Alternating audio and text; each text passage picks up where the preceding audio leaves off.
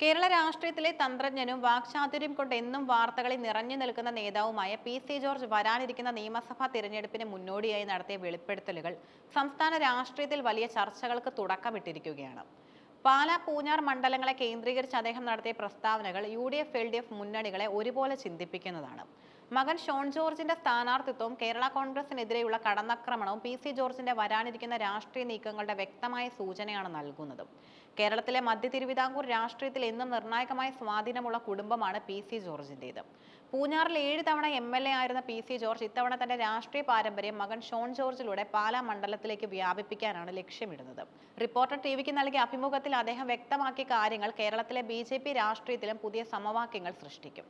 പാലാ മണ്ഡലത്തിൽ ഷോൺ ജോർജ് ബി.ജെ.പി സ്ഥാനാർത്ഥിയായി മത്സരിക്കുമെന്ന പ്രഖ്യാപനം രാഷ്ട്രീയ കേരളത്തെ സംബന്ധിച്ച് വലിയൊരു മാറ്റമാണ്. കഴിഞ്ഞ കുറെ കാലമായി ഷോൺ ജോർജ് ബി.ജെ.പിയുമായി ചേർന്ന് പ്രവർത്തിക്കുന്നുണ്ടെങ്കിലും ഔദ്യോഗികമായി താമര ചിഹ്നത്തിൽ മത്സരിക്കാൻ തീരുമാനിച്ചത് എൻ.ഡി.എ മുന്നണിക്ക് വലിയ ആത്മവിശ്വാസം നൽകുന്നു. പി.സി. ജോർജിന്റെ അഭിപ്രായത്തിൽ പൂഞ്ഞാർ മണ്ഡലത്തിലെ 6 പഞ്ചായത്തുകൾ പാലാ മണ്ഡലത്തിന്റെ ഭാഗമാണ്. ഈ പഞ്ചായത്തുകളിൽ തനിക്കുള്ള വ്യക്തിപരമായ സ്വാധീനം ഷോണിന്റെ വിജയത്തിന് അടിത്തറയാകുമെന്ന് അദ്ദേഹം വിശ്വസിക്കുന്നു.